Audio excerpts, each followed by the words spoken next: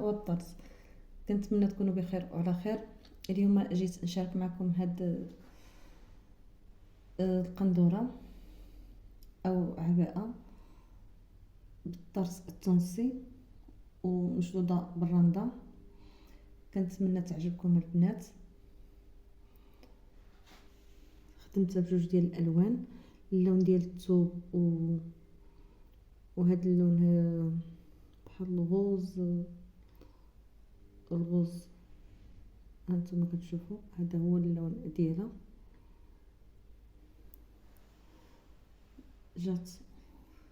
جاو فيها جوج الزواقات هنا، وعملت لها وحده هنا في الوسط. مولاتها هي اللي بغات هاد الموديل هذا. تلبسها بالصحه والسلامه ان شاء الله. شركتها بهاد الرنده. هذا هو اللون ديال الثوب البنات، هاد الغوز هذا هانتوما كتشوفوا.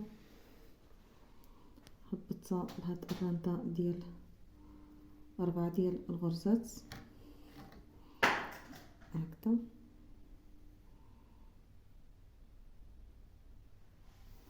جات قندوره خفيفه.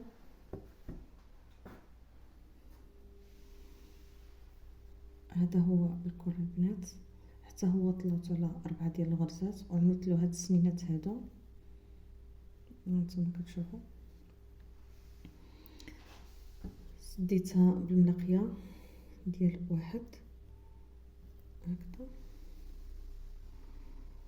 هادو هما الكمام، جات فيهم جوج ديال هاد الزواقات هادو وعملت لهم هاد الخدمه هادي في الكمام، هاد السنينات هادو.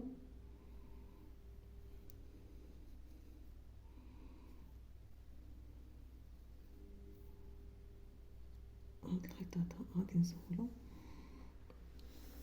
مشبوكه كامله بالشكل ديال 1، عندها الفتحات في الجناب. مثلهم هاد السنينات ديال 1. كنتمنى تعجبكم البنات.